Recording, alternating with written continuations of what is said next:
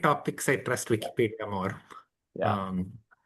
But it was more a point of like which model. I end up doing a lot of work with Claude, and it's very good. And Claude is serious stuff. Yeah, yeah, John Goldsmith also works with Claude. yes, I've been reading Yeah. John's Yeah. Substack for a while. That's a very different game altogether. Yes. Yeah. Uh, This one helps me. I can't read up everything on the internet. It yes, yes. reads the stuff in 2 seconds and give me some summary, and then I can take off from there. Yes. Useful. At least it tells me that certain concepts have been discussed in the literature. That's yeah.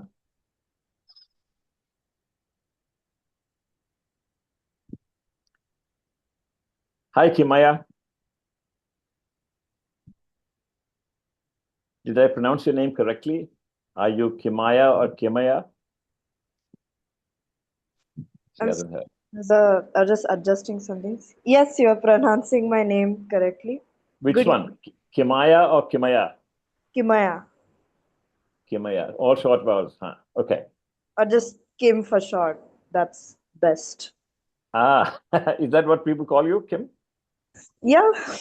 Okay. Yeah, that's people calling me Mo. Same thing. Are you from Kaveri? Yes. I'm No. from KHS. You're where? Yes, I'm from KHS. KHS. KHS. Kaveri High School, right? Yeah. Okay. I thought you said no. Yeah. Oh, no. I am from there. Okay. Yeah. Yeah. So, funnily enough, we've been doing some teacher training with teachers from Kaveri also attending. And they responded to one of my projects that I gave. One of the teachers said, this was very familiar to us from the think perspective. This was middle school biology stuff. Oh, okay. So I was like, yes, this is lovely. This I word learned middle from school, them. I thought this was American. And when India has primary school, secondary school, and high secondary. Is there a term middle school in India? No. Well, I mean, does anybody know we've been about... calling it middle school. Oh, okay. That's It's us. extremely confusing, the terminology. I think 9th and 10th comes under high school, is what I've heard. Definitely 9th, 10th, 11th, 12th counts as high school. Then what about elementary school? Elementary school in some discourses up to 8th. Instead of primary, it is elementary school from class 1 to class 8. Or something to that effect. I don't know. Anyway, the entire thing is confusing. So to answer your question more, right now, it's a absolute mix of Americanisms and Indianisms. There is middle school, there is high school, there's primary. It depends on who you speak to. I personally speak to a lot of these people, and when they say middle, primary, high, etc., I always ask for, okay, which grades are you talking from, which to which grade? That's how I sort of navigate the entire system. Yeah. So this is like saying first floor, second floor. You have to know whether it is British or American to figure out where it is. It's incredibly confusing. In our housing complex, there's a numbering system on the elevator, and a different numbering system on the road doors. So ground floor, first floor, and you open the first floor room, and then you see that it is second floor. Two different systems in the same building. Hi, Kishore. Not yet. Hello. Hi, Ganu. Hello. Hi. Yeah. Yeah, I have asked my students also to join. That's a good thing. Yeah. He's Basil. The victims of the system. Yes. Yeah. Yeah. Okay. It's 5 minutes past 4, so we can begin discussion, questions, comments.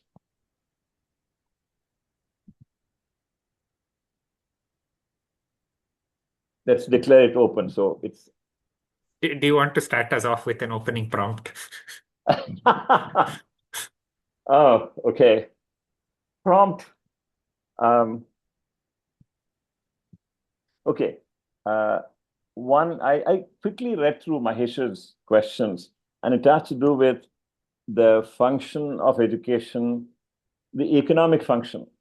And there are two different economic functions. Economic function from the point of view of the learner, the student, and the parents. For them, high grades is simply high income. That's what it means. It doesn't matter what kind of exams they give you. Exam can be telephone directory, and if it gives you higher, well-paid jobs, fine. That is it. They don't really care about the content, what they learn. Economic function of the from the job hirers, like governments and private, is simply to get people who are suited for the job. Exams don't serve that function anyway. It's completely dysfunctional, right? So, for example, you do 12th grade exams well. Does that measure your ability to function well as an IAS officer or as a bank employee? No. So for that purpose, it is best that the employers do the stuff, not the schools. Then you can have another function, namely higher education function. So if you get high grades for the 12th, you can go to medical school, whatever. You do one more exam. But does it measure the potential to do well in the medical school? No, it doesn't. It just, More, yeah. just to add on, my question was slightly different. It Okay. is that my question was it was in terms of how current reality, the framework within which we are situated in terms of people hiring exists. Yeah. It is that if you take a girl, first generation learner from say Latehar district in Jharkhand, her only way into the economy of job seekers and job workers, her visa is the current system. And therefore, if we take away this, so the question was, if we substitute something else for that, then we are taking away her visa to actually become an earning member of society for her family. That was that. So how do we bridge this? Is it possible to bridge this gap at all? Was my question from an economic reality point of view. Yeah. If you agree that the current system is undesirable, then obviously we can do something in a slow fashion, not immediate. You cannot introduce it next year. That'll be disastrous. So the question to ask is, how do you change the current system, which is pretty horrible, to something that is meaningful and desirable over, let's say, 10 years, very slowly? So towards that, I like the process of breaking up what are the goals or functions of the system. And I want to add one more that which, or maybe it was already covered, of legibility. That the reason an exam system is a way to employment or to all of those things for that girl in Jharkhand who Mahesh was referring to is that a result from there is legible across multiple domains. So we would still help students try to get through JEE who are coming from rural parts of Tamil Nadu because that is getting that rank enables them to get into a place that lets them go to the next place, and that rank is that legibility to multiple institutions. The other function, I think, is of board exams is to avoid, is hopefully some amount of impartiality. Because you are being evaluated by a third party, technically. Where it's ended up is another matter entirely. But I think this is it's all a matter of Goodhart's law. The thing that whenever you make a measure, it stops being useful after a significant enough time because everyone's just trying to game the measure. So wanting legibility, because not everyone has the time to read 5-page essays to figure out who is this candidate, how is this candidate good? How do we end up creating a legible system that is also relatively impartial? Yeah.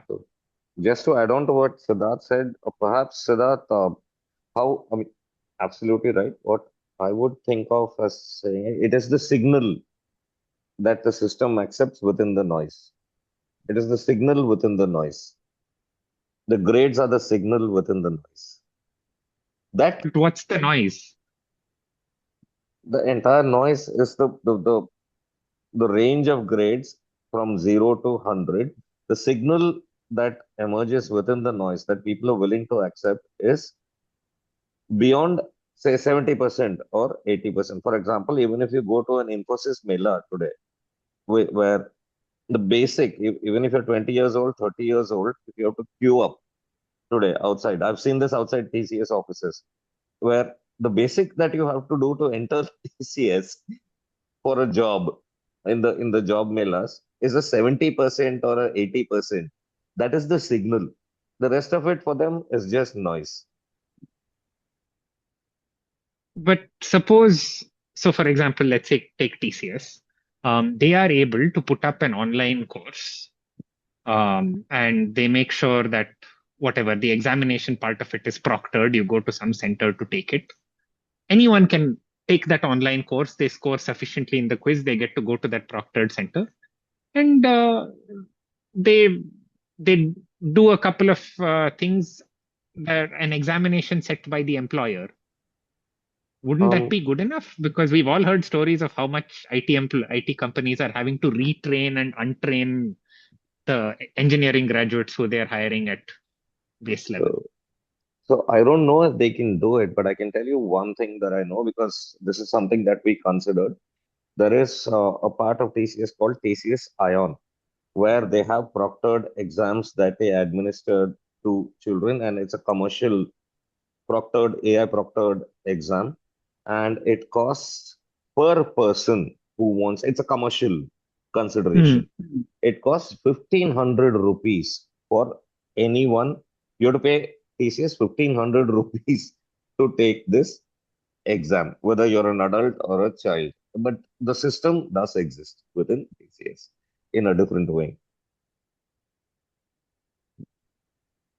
1,500 seems great in comparison to exam fees and school fees.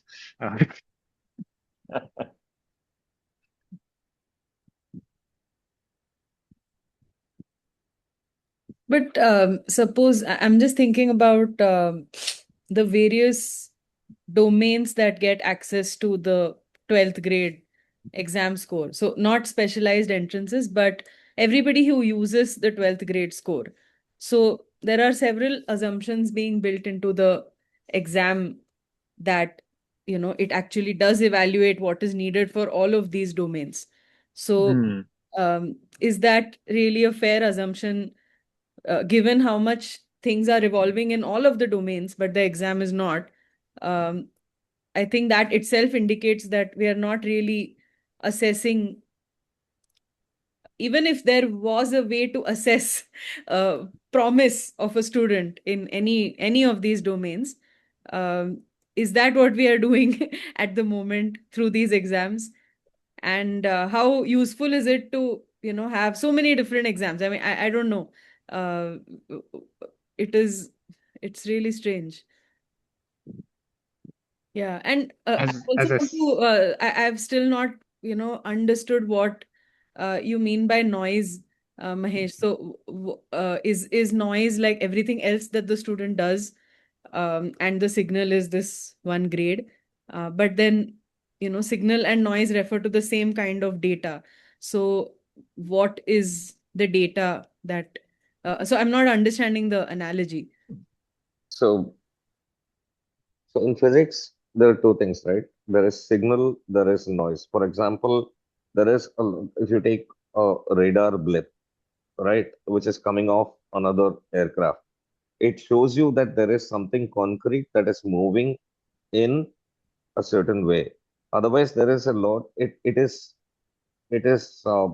factored in to eliminate other things that come off. It could be a bird, it could be something else, but all of that is eliminated and only certain things are filtered out to show you that there is an aircraft flying in. So that is a signal in terms of radar. In terms of the TCSs and Infosys of this world, the entire spectrum of grades is the noise. The signal that they're willing to accept as a signal, right, is above 70%. 70% and above is a primary signal. This is what will get you into the campus for an interview in a mela. Of course, you could queue up and go in, but the first thing that they mention is at least 70%, or if I'm right, 70 to 80% in your 10th and 12th grade, both put together. So that is the primary filter signal that they usually look for. Mahesh, a better example for signal and noise would be you are at a party, there are 100 people in the room, and you're talking to one person. It is possible for the human ear to zero in on the information from that person and just filter out everything else. But if you record this exactly the same thing, the microphone doesn't have that ability of the human ear. You will not be able to understand, what's happening. So what the human ear does is zero in on the relevant information, ignore everything else. Everything else is noise, which a microphone cannot function. What you're talking about here, on the other hand, is a continuum from 0 to 100 and assign an arbitrary or non-arbitrary cutoff point saying 70% is my cutoff point. Whether it is above that or below that, it doesn't matter. I'm going to take a cutoff point and then I take people above 70% and then do something more. That is not noise because it is the same parameter doing well in exams. It's a single parameter. It's not like different voices, different sources coming from different directions, unlike the wedding party. So the word noise in that context may be very confusing, as you can see from the confusion expressed by Rashmi and Siddharth. Just as an aside to what Rashmi pointed out, that there are many different agencies, different people who are taking in that 12th pass result. My wife doesn't is 6th standard pass essentially. She has not been able to get life insurance because the rules for life insurance say that to be insured for more than 25 lakh rupees, you need to be 10th standard pass. By the way, why can't you buy a certificate? 10th grade. I mean, that's a separate matter. Yeah, okay. That's a separate matter. But just the extent to which the exam system is used in different places. Right. That I mean, so she's been earning for longer than I have, in spite of being 5 years younger than me, and the problem is the insurance company says we cannot give it to you because the rule says it, like the government made rule. And so it's so strange that if you've not passed 10th standard, your life insurance cannot be worth more than 25 lakh rupees. This is a brilliant point, Siddharth, because that sort of ties into Mo's question to Sriram about, can you change the people who are setting the exams in the board? So where does this process start then? Do you approach the people who are employing, and then do we start from there? Or do you say that, okay, you start from this end where you say, okay, the schools need to change? I don't have a solution. I only have the question. Do you start from the schools or the schools are adapting to what the employers are looking for. I don't know what I mean, there is a lot of historical context to this, right? From the Macaulays to the Nehruvian economics of creating higher education, etc. But if you want to do that today, do you start from the schools or do you start from the employers who want this kind of thing? Honest answer, I don't know. But it's a valid point that you're bringing up. No, this is it's very disturbing to hear this. I had no idea. So is it like if you don't have a 10th grade certificate, you don't deserve life insurance or your family doesn't deserve No, the maximum you can be insured for is 25 lakhs. That's all. Yeah, but why? I mean that just Yeah. if anything, it should depend on your health, right? Like if you want to really choose people who you want to reimburse how much, you should look at their health and then decide. Like, okay, if you're like super diabetic, I mean, even then it's horrible, but 10th grade has nothing to do with it, no? So yeah, that is very, very sad to hear. But this is a specific case of a more general ailment. Yeah. In our society, we need a single number or a single whatever identity card or something to show that you are capable of something. So, for example, if you want to be employed as an assistant professor, you need a PhD. What does a PhD measure? That you have asked ChatGPT to create a PhD thesis and submit it, and you had supervisors who are powerful and give you PhD. Anybody can get a PhD degree. I mean, even a 10th grade student can easily get it, submit as long as you pay the fees and submit a PhD thesis, and that's trivial, actually. Does it measure anything? No, nothing. But then at the same time, universities need a PhD to, give a job to somebody. The same way, I cannot get a job as a school teacher in India. For example, I have done lots of work for Kaveri High School, given students courses and teachers the courses. But if I were to apply for a teacher position in Kaveri High School, I wouldn't get it because I don't have a B.Ed degree. Right? That's how the world functions. You need those certificates, license, like driving license. Driving license, you can just buy. You don't need the ability to drive. Similarly, you don't need the ability to do research in order to get a PhD. But I guess as a challenge, one of the challenges, what is an alternative that is fair or equitable in some way? Because taking Mahesh's signal, I'd say what we're looking for is honest signals of people's capacity, capability, achievement. And if honest signals come through networks of trust, then how does someone from outside that network get in? Okay, let me ask you a parallel question. Suppose you want to hire a good dancer as a teacher for your daughter or your niece, or a good painter as an instructor for your nephew. Okay, how will you find somebody who is really good at painting and dance, and also good at teaching? Will you hire somebody who did well in some university, got a BA degree in painting or dance? Or would you?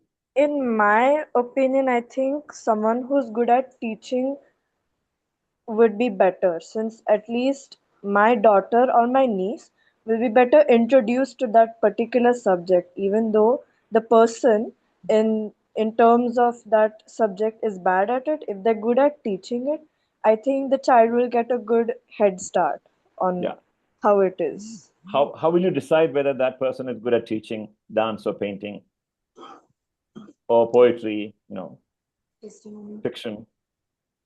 I think I'd let them teach me first, I think, a little session with them to see how they would introduce it to a person that has no knowledge of the topic. Perhaps it could be done like that. Since knowing my child, I'd know if she liked this or not by observing that person. So there is a way of finding out. So I am often asked for recommendation letters to people that I know, mentors. And now there is one thing to teach a course, a one semester course, and somebody comes and asks for a recommendation to go abroad. And my response is, I have no idea. I know that you have done, your grades were such and such, but that doesn't tell me anything. So work with me on some project over, let us say, 2-3 months, and we'll work together, and I can find out, and I can write something meaningful. That's the only way that I can figure out whether I can recommend somebody or not. Now, recommendation letters are, I make a dual, I have double standards. If it's a recommendation letter for Indian university, I say which university and write something glorious for that university. It doesn't really matter because my reputation is not at stake. But if it is for a US university, I cannot, write a glowing letter for an incompetent student. So I'm very careful in doing that because the next time I write a recommendation letter, it will have no effect if I write a stupid recommendation letter. But it doesn't matter for Indian university. So whatever people want me to say, I'll just say it because the important part is, let's say, that the candidate wants a PhD not for doing research, but for getting a job. And I can't stand in the way of somebody getting a job. So these are two different ways of, doing this. Incidentally, we did something similar in Singapore when we set up this program, in undergraduate program in linguistics. We knew that the 12th grade exams, O-level marks, were not a reliable indicator. So we designed our own aptitude test. And students who took the aptitude test, they looked at the questions and many of them got excited by the questions. And some of them said, oh, if this is what we're going to learn, then we want to be in this program. So lots of people came just because of the aptitude test. And a classic example is Lian He, who is a member of our discussion forum, who is now a professor in Hong Kong, Lian He. He wasn't planning to do linguistics, but he just, went in to take the exam and he got excited. We also did a study of the correlation between the grades in that aptitude test and the grades in other kinds of things. So we discovered that up to something like you mentioned 70%, Mahesh, up to about 65-70%, there was a correlation between our aptitude test and the O-level exams or A-level, whatever. But beyond that, those who did better in one did worse in the other. There was a negative correlation beyond that. So the two things went like this, and then it did that. And that effect, correlation up to a certain point, and then it diverges, negative correlation, is common in many things. So there was an admission committee chair for a prestigious institution I would not mention. And he said what he wants to do is to select people who are in the range of 65 to 75 or 80 and deny admission to anybody who got more than 80%. Deny admission to people who did too well. So he said, I can't do that legally.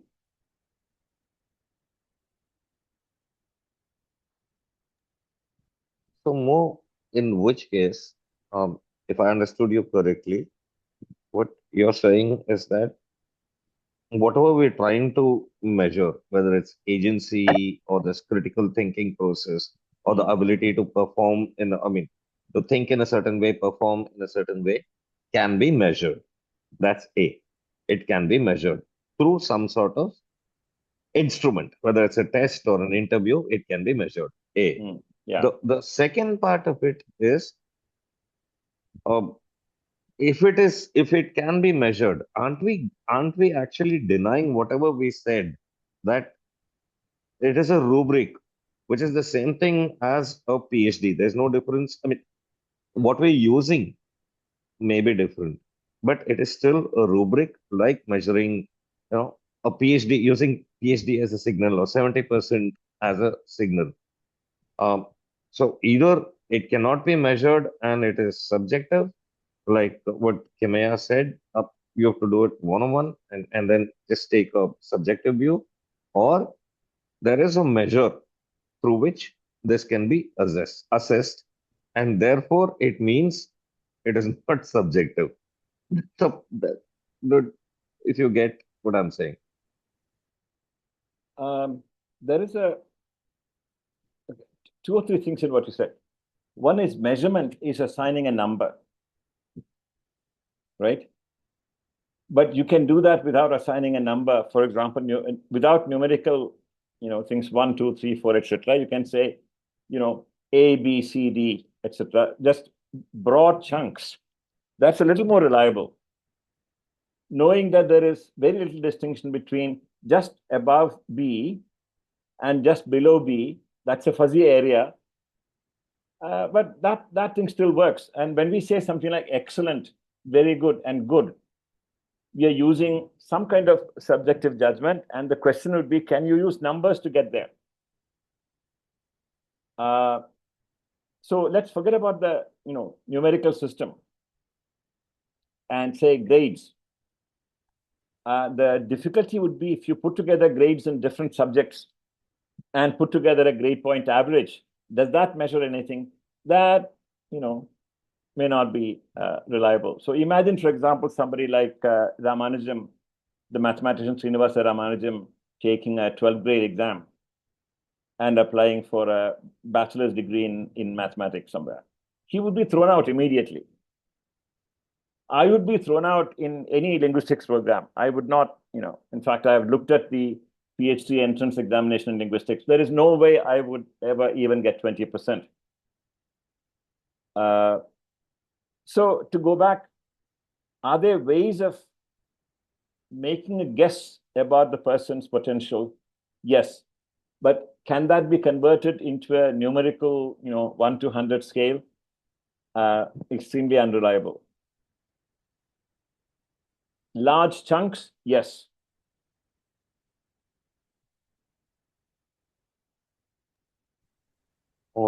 In which I'm case, thinking, if I, yeah, please go ahead, please go. Sorry.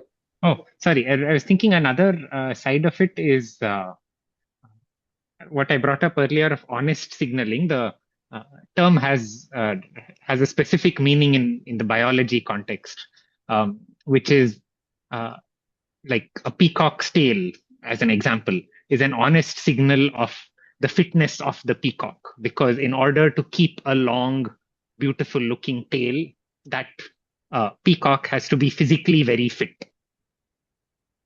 But you can have a dishonest signal where it still looks like you have a beautiful. I mean, the point is that this is difficult to do with a beautiful tail. You can't cheat on a long tail because you have to be able to jump higher, fly faster to avoid getting eaten.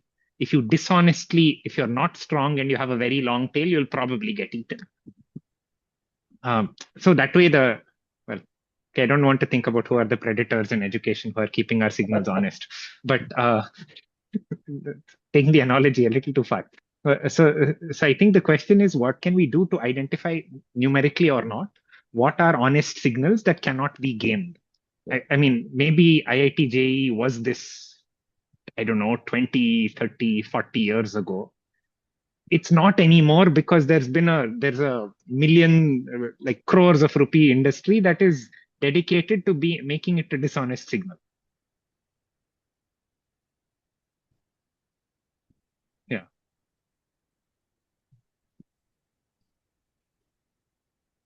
I think before we decide what the signal could be or how we can achieve that, I feel like everybody participating in the system must have the same purpose of why we are doing this. If everybody is aiming for different things, or because as we've seen in the historical stuff that Mo shared, like what all those examples share is that there is somebody or some group of somebodies who decides what is required, and the education system sort of fulfills that requirement by, and that includes what they teach and what they learn and how they are assessed and all of that, right? And that dictates their performance in their future life. So unless that is aligned with what we are trying to test, because there's no point in, if everyone believes the purpose of education is to get jobs, and we end up testing critical thinking and say how people live with other people and how they work with other people and whether they are honest and good citizens and stuff. There's no point in the two not being aligned.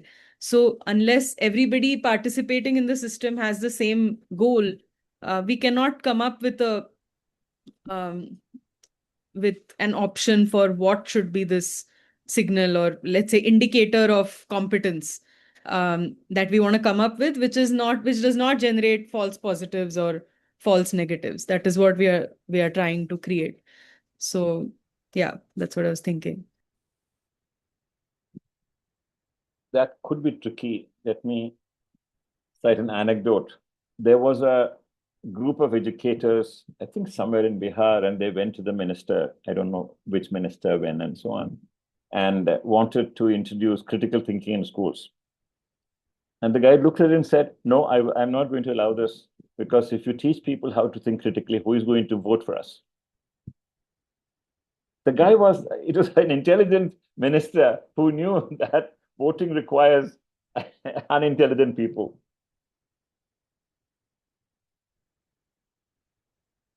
So that's kind of a glimpse into how this system has come about. That's what I mentioned. The Prussian system was designed to create soldiers. The Chinese system was intended to create efficient bureaucrats, but both, whether soldiers or bureaucrats, obedient people. The bureaucrats, of course, needed to be thoughtful and so on, but never challenging the authority. That's one thing that is common to both.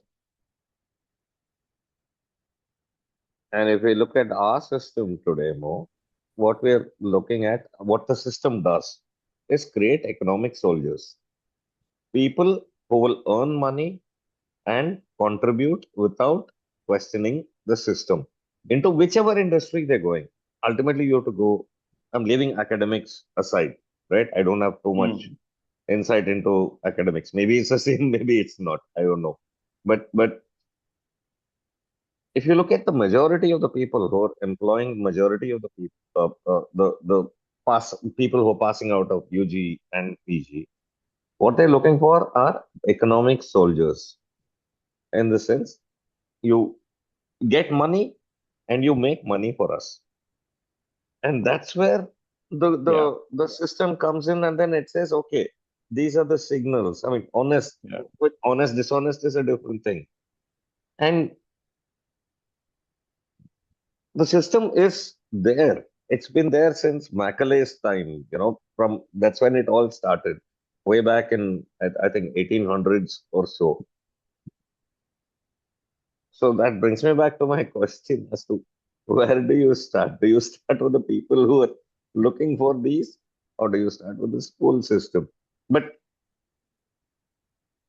in my head, what the system does is produce economic soldiers, whether it is IIT JEE, even if it is IIT JEE. If you look at IIT JEE, even today, a lot of people who do computer science are going into the finance industry, where they do math for some big company that's processing, quick assessment of how the market is moving, etc. They're not doing computer science. They're working in the markets. It's economic soldiers, according to me. Yeah, economic soldiers, but not the colonels and the generals and the higher ups. That comes from a different cadre. If you want to make huge pots of money, education is useless. If you want to be a Bill Gates, no, not really. If you want to be the prime minister of a country, education is useless. If you want to be really rich and powerful, the highest level, education, it's a mid-level.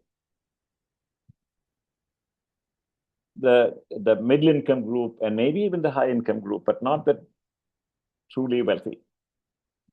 You don't need that. You need something completely different. Preferably a very clever mind and an unethical system of mind. That's what it needs, in order to make lots of money. But okay, there is something that I think two of you have been asking. How would you change it? Obviously, you cannot expect the higher ups to change it. It has to come from the grassroots. And the grassroots will not change unless they are convinced that it is economically viable, whatever the thing. The solution that Tara and I have formulated, but we have not been successful in finding a group which will implement it. So consider this as a dream. Suppose some one of the management schools, prestigious management schools, contacts us and say, we want you to teach a good course on critical thinking and inquiry. And we begin with 30 students or so, and then gradually increase the number of students, and then teach, a second course and a third course. Just one course, first year, second year, third year, and maybe their fourth year. Then the fourth year would be introduction to research, because they'll have to do some research stuff. Anyway, one course in the rest of the stuff will keep exactly the same, no change. And then, if we find that the people who do this are successful economically, they are successful in research, after 10 years, not right away, then the others will take note and say, hey, we should also do the same thing. People are really like cattle. If somebody does something extremely well, everybody wants to imitate that person. So this is like the Matrix movie, the martial arts in Matrix. They invented a new kind of martial arts stuff, and now everybody is copying it. So if you can create such a flagship program, which attracts public attention, and even the governments would put money into it. So, but then to do that, you need some person who understands what this is about and is willing to take a risk, introduce it as 1 year in the first year undergraduate program, and pursue it over 2 or 3 years, and see what the effects are. And we know cases like that. There was this crazy guy in Texas, Moore, mathematician, who had a crazy way of teaching. He wouldn't lecture. He would come to the classroom, throw a problem at students, and walk off. And for the students had to struggle with the problem, and then he was willing to interact with them. So no lecturing, essentially. Throwing kids, graduate school kids, at the deep end and say, you swim, and then you come to me if you need help. And apparently, most of the world's top mathematicians come from that tradition, Moore's method people, or are themselves disciples of their disciples. There is a kind of lineage.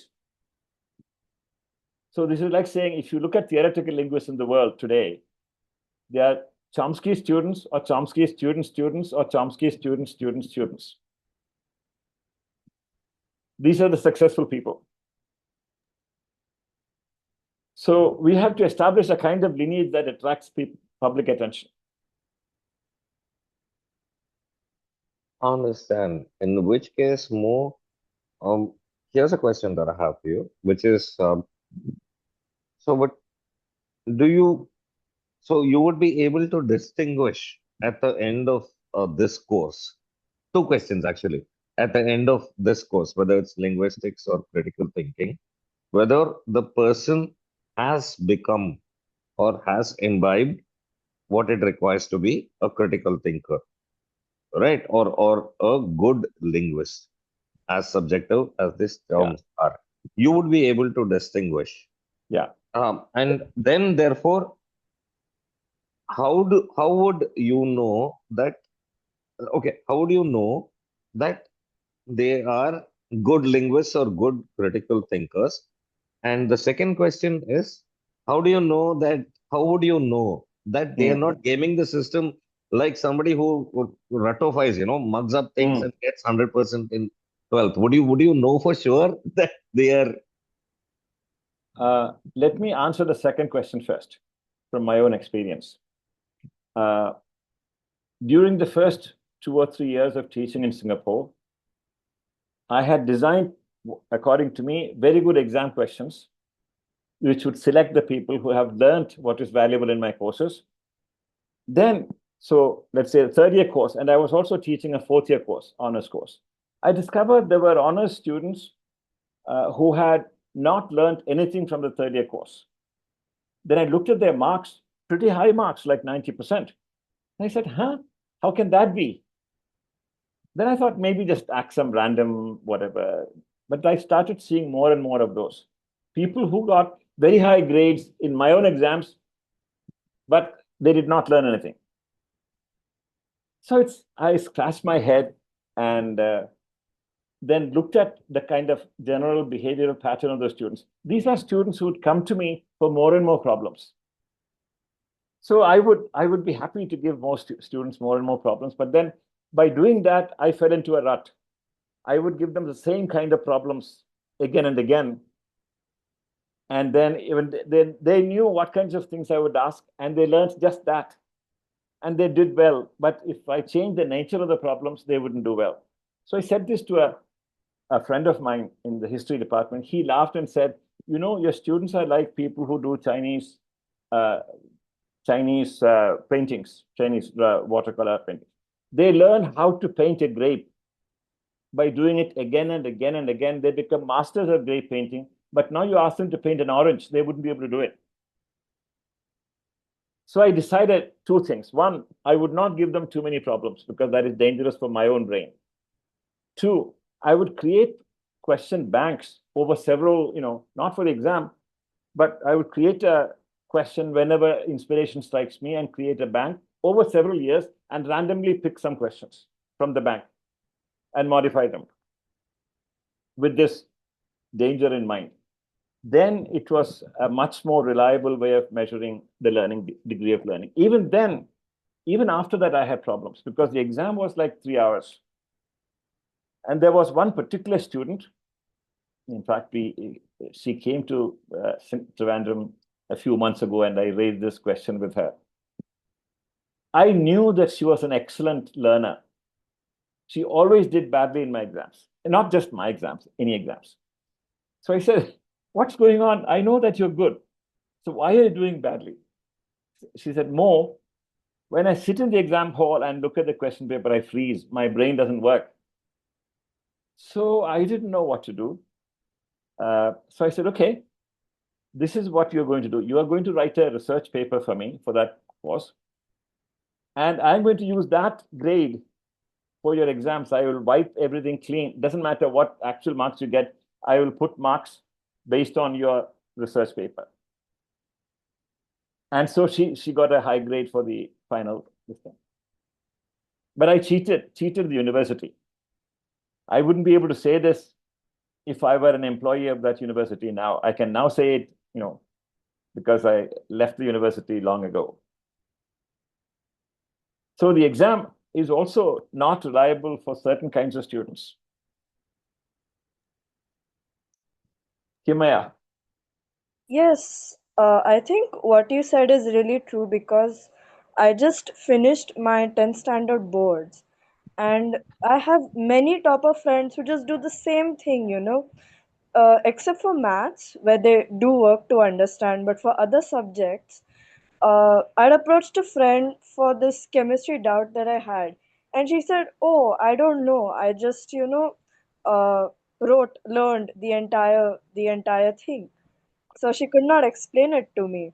And even when I asked many toppers, like even my parents, for example, that how did you get good marks in the board, they said that you'd see the previous year's papers. So you know what will be asked and then you can work on that only. So I think what you said, it's there everywhere because for, because the rote learning, people still do that all the time. And it's what I was also advised to do at the same time.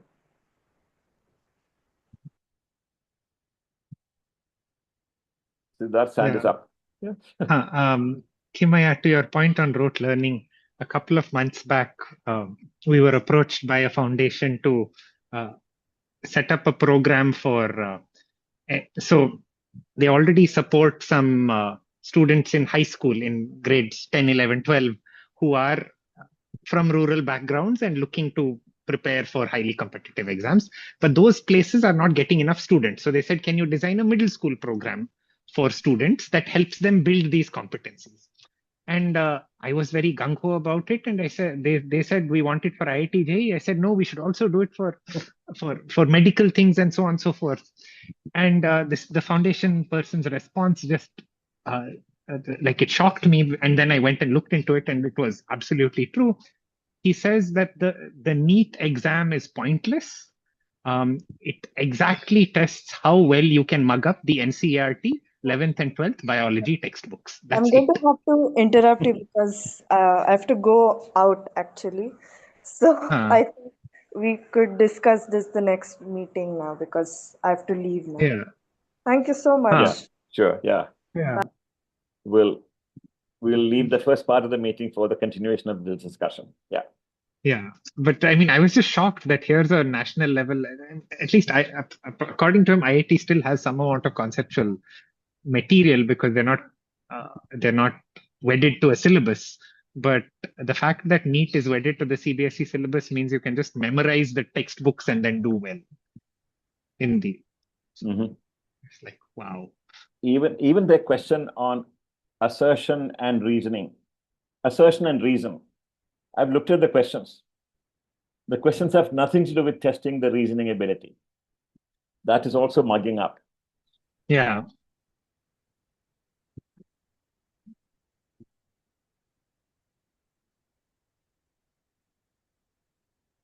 Sirantan, you have been unusually silent today. Do you have a bad cold? No, Mo. I'm just listening in. And the thing is that, I'm very overwhelmed with this very thought. I know for a fact that the exams that we conduct are, they mostly measure memory and memory of content and, familiarity and efficiency in applying algorithms. That's all that we measure in all the exams that we conduct. And I really struggle to think how, whatever Rashmi said, that you have to have a certain amount of acceptance. Maybe even if no acceptance among, you do not try to convince the parents, but at least the people who are formulating policy, there has to be some level of, acceptance amongst them that, as a society, what we are looking to build, develop amongst our students is critical thinking and rational thinking, some kind of ethical thinking, these things. And then from there, you have to then start changing how you assess the students, and everything that you said, that you do not try to measure very you don't have to measure in numbers. You can just put them in buckets as to where how much the development has happened. But for that initial level of agreement amongst those who conduct the exams, how do we bring that about? That's what I've been thinking. That's why I'm quiet. Sorry. I would like to add this. We saying that they test memory of the student is granting them too much because I'll tell you why. Because suppose I have Panini's Ashtadhyayi by heart, mugged up. Okay, I can reproduce that text whenever I wish to. Then I can always use that memory to contextualize what Panini is saying in various contexts, because the text, I'm carrying the text with me. What students actually do is mug it up just for the exam. 5 days later after the exam, they will not remember anything. That is true. That is very true. That is not testing memory at all. It is just at that moment in time, what are they able to? Because committing a text to memory is a huge task, and it has its own benefits. Not always, but in many contexts, it has its benefits. So I think we should not even say they are testing memory. They are just how much are you able to, without assimilating or without produce something without assimilating. That is what they really are testing. at that point in time. Maybe a Yeah. month later, students won't Yeah. remember a thing of what was. Mm. And just to add on to that, one thing that we need to, according to me, that we need to understand is education or learning is a game that is played in the long run. In 5 years, you cannot show anything apart from building new schools, hiring more teachers, adding three more IITs or three more aims, etc. In 5 years, you have to show something to get elected again. Now, yeah, I mean that's all that you can do. In 20 years from now, would you focus more if you were the Prime Minister of India? Would you focus on getting elected again in terms of how much you're spending on education, how many buildings are there, how many teachers, whatever quality they are there, and how many students are there? Or would you focus on, because your goal is politics, politics is power. You need to come back. Mm. Why you would look only at 5 years? Why would you look at 20 years from now? It's a self-defeating sort of. Yeah. Actually, to make a dent in education, I can do Sorry. that not as a prime minister or a president, but as a despotic emperor. If I'm an emperor, I can afford to do that, but not as a prime minister or a president. Sorry, Chirantan, you're saying I interrupted you. My only worry is that, if it is out of ignorance and it is, out of a better understanding of what education should be, that, we are currently perpetrating this short-term memory and algorithm measurement in our exams. If that is the case, then I still have hope. But if, as Mo pointed out, that it is the intention is to keep the majority of the population dumb. If that is the reason why our exams are designed the way they are, then I am feeling very worried about where we are going as a country. Chirantan, you don't need to feel that bad because look at China. Okay, the same country that created the Confucian system of the oligarchs and so on, bureaucrats. They know what education is really about in terms of economy. Okay, for them to be the most powerful country in the world, they need to invest time on, spend money on research, on education, on technology, and they're building that kind of country so that they will become the superpower in the world. And I'm pretty sure, looking at the way China has been progressing, I'm pretty sure that US would be a fourth world country, a fifth world country in a few years because they are riding on their prior technology and science and so on. China has been developing this. They know, their politicians look at what ought to happen 50 years from now because they're not worried about their election, immediate election. The people are behind them. That's an interesting kind of politics. The people adore them because while they keep their power and so on, they're also ensuring that the lowest of the economic ladder also have improved their quality of life. That's not the case in US or in India. So I think if you can somehow or other convince those who are in power outside of China to work for what happens 50 years from now, that might be a good thing. Nehru did that. Nehru set up all these institutions that would yield fruit long after he is dead and gone. But that was, again, a visionary who worked not for just the votes, but for improvement of the country, which is not the case now. So democracy has changed. Democracy has become the mistake that Nehru made was to focus on higher education. Yeah. Whatever was the foundation, the schools was largely ignored. Because that is the foundation that you have to build up to get good people in IIT. I mean, you can set up IITs, but where are the people coming from? That was entirely ignored. But just making that point, that's all. Yeah, but Mahesh, the same complaint has been raised against me. what do I know about education in first grade, second grade, third grade? If somebody asked me to teach those kids, I would say, forget it, I can't do that. The only thing I can do is to, teach kids first year undergraduate or maybe ninth grade, and hope that when they become teachers, they will be able to teach first grade students. So you begin, my suggestion would be to begin somewhere in the middle. Not PhD, not primary school, but somewhere in the middle. And then hope that something will happen when those people get to important positions, whether it's teaching and research or prime ministers, doesn't matter. Mo, what do you know about education and higher education either? ISER. You mean higher education other than ISER education? No, Is no. that what you're asking me? Or what do I know about education? Higher education in general. I'll tell you why I did it. I said, just fun, because last time you said that you are frightened of teaching now.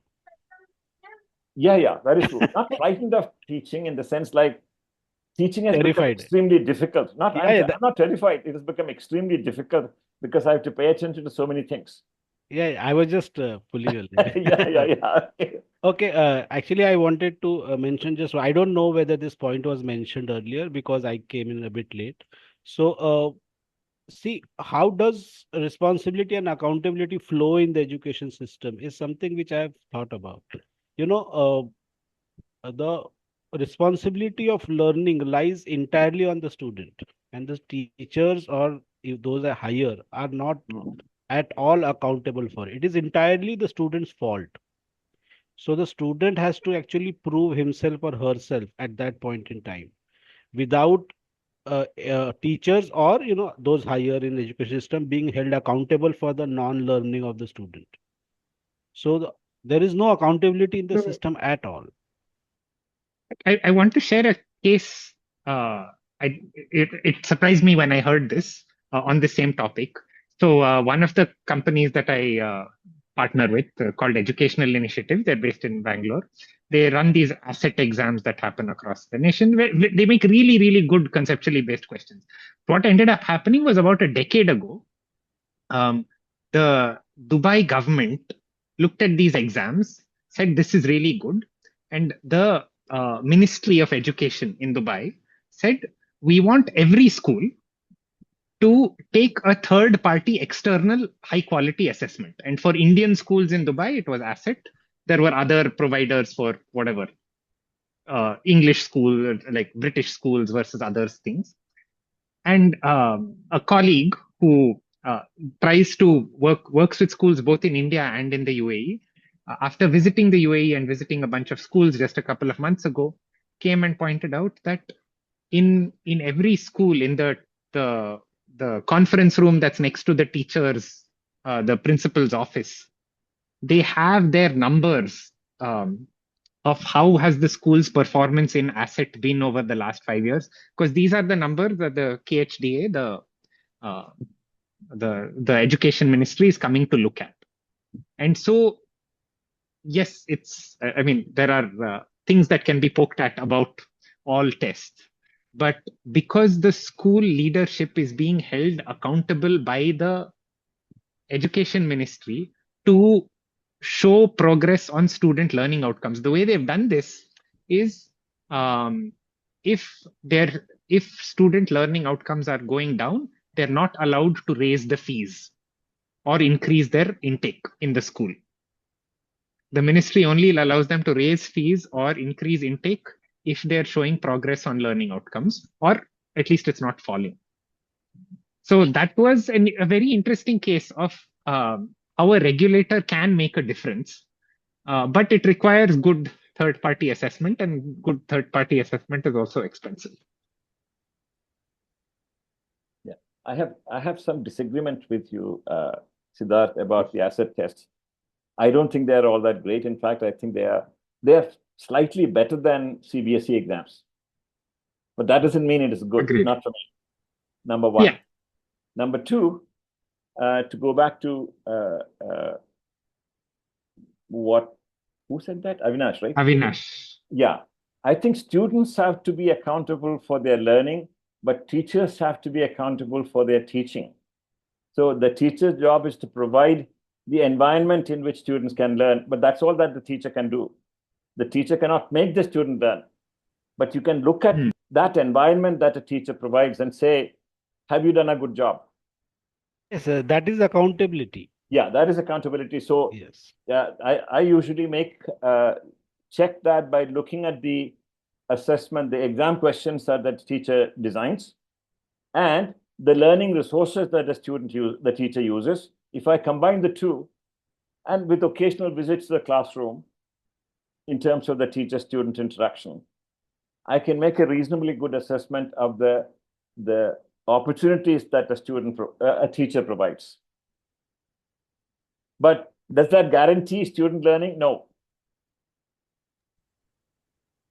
Exactly. And more, three points. One, just for kicks, Ganu was an essential part of AI when he started off his career. I mean, in case you don't know it, but Ganu was part of AI in designing a set. Second part of it is currently the figures show that very, very, very less of the education budget in India today is spent on teacher training, and it's all on infrastructure, painting schools, etc. And the third part of it is, if you look at the learning outcomes, which is the ASAR study, Pratham's ASAR study, it has been consistently dropping over the years. Yeah. Yes. A fifth standard, yes. Yeah. Just Yes. 2 points. Okay, guys, I have a fully endorse the teacher training problem. I have somebody just walked in, so I have to. We can actually continue this if there are topics that we need to discuss further, or set up a new topic or a related topic. We'll decide that, later. I have to run. All right. Thank you, Mo. Bye. Okay. Thanks. Thank Bye. you, everyone. Thank you, Mo. Bye. Bye-bye. Bye.